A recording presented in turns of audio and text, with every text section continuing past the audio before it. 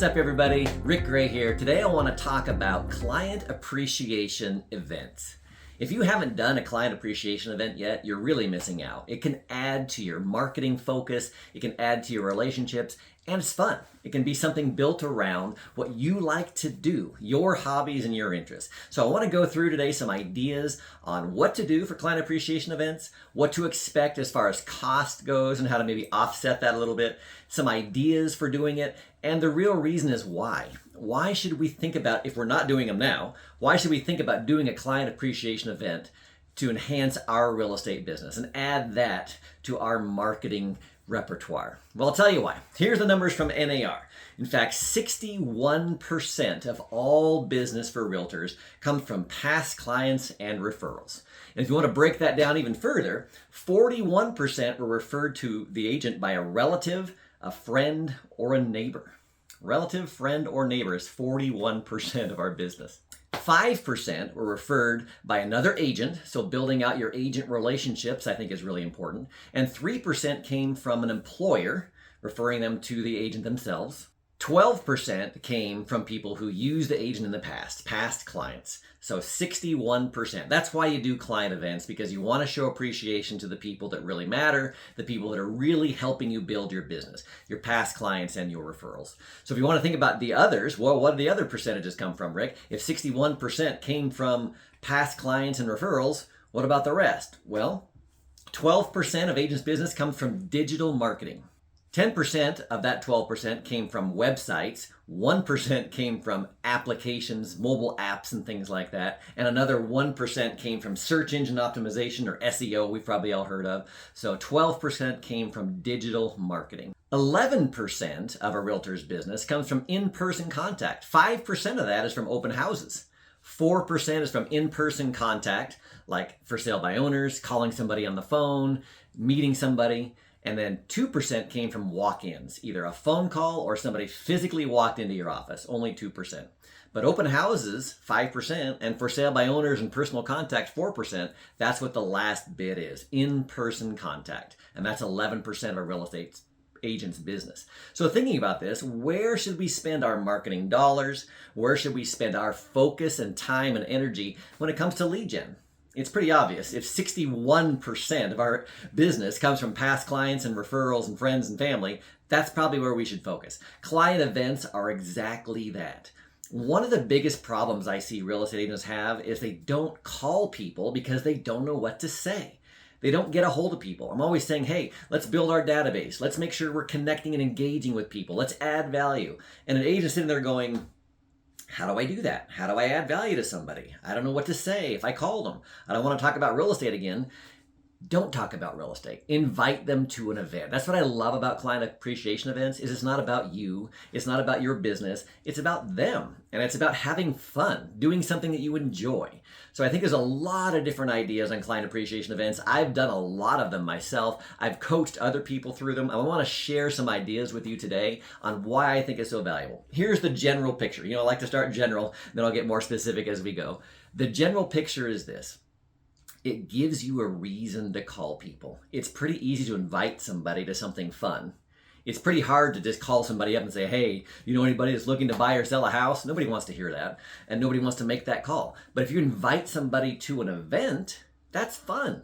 Why wouldn't you want to do that? That gives agents a reason to call people, a reason to reach out to their sphere, and if the people don't want to go or can't go or don't show up, so what? The entire point of inviting somebody to a client appreciation event, besides them coming and you having a nice conversation, is exposing yourself, being top of mind, and having some sort of an engagement with that person that makes sense. You want to be the trusted advisor. To be a trusted advisor, you need to be in regular contact. That's more than once a year, right? Hopefully it's at least once a month. But what do you talk about? Other than holidays, anniversaries, birthdays, the house anniversary when they bought it, the market, if there's a big shift in interest rates or there's a big shift in what's going on in sales, winterizing your home, getting ready for winter, summarizing your home, what should you do to get it ready for spring, tips on how to decorate, tips on how to get your house more valuable if you're going to sell it. painting, freshening up the yard, the bark dust, landscaping. I mean, there's a lot of reasons you can contact people, but my favorite reason is to invite them to something fun. And that's the purpose of a client appreciation event. Invite them to something fun. So how much does this cost? You're asking me, okay, Rick, client appreciation event sounds great. Here's what most agents do. They build it up in their head as this giant thing that's going to be very complicated, have a lot of logistical pieces to it, and it's going to be expensive.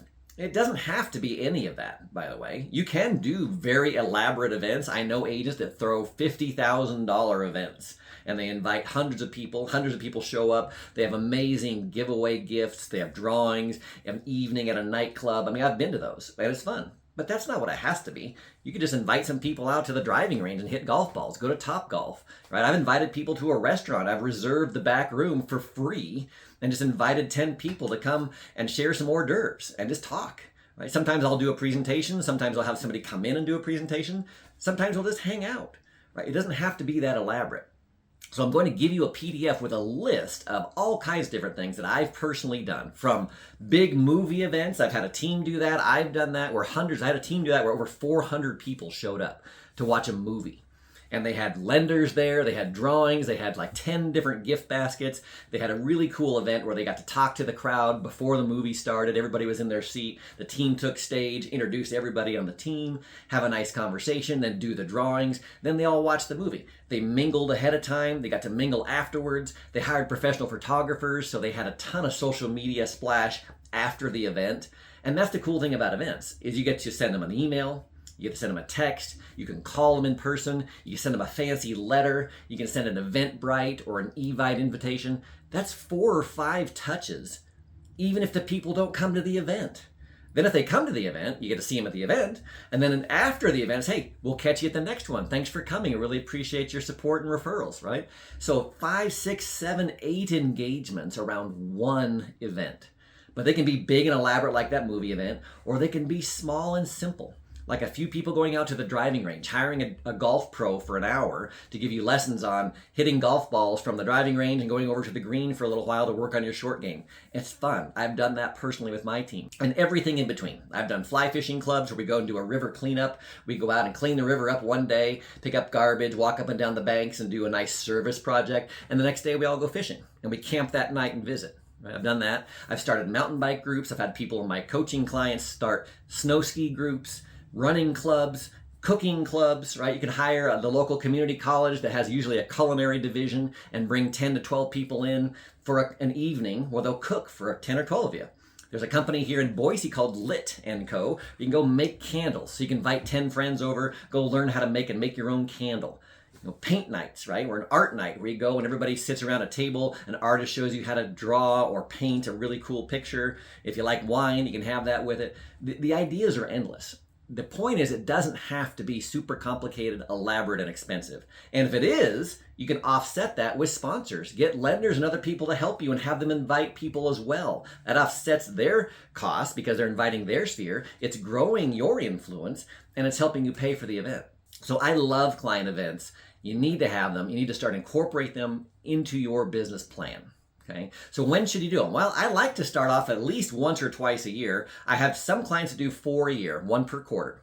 They do like a themed event, like in the spring it's photography. They'll hire a professional photographer, they'll lay out time slots, and people bring their families. And they come in, take a picture of their family. Everybody gets 15 minutes or so, 15 to 20.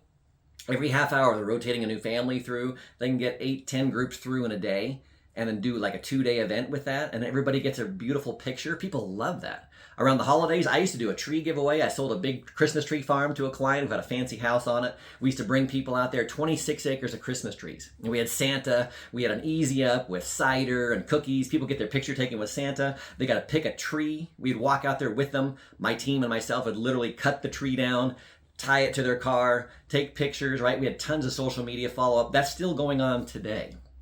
That's a party and event I started with a team 12 years ago. Still going on today. They get 80 to 100 families every year. And they're getting to be known for that, right? That's the cool thing about events is they start to become your brand. People know you for what you're doing.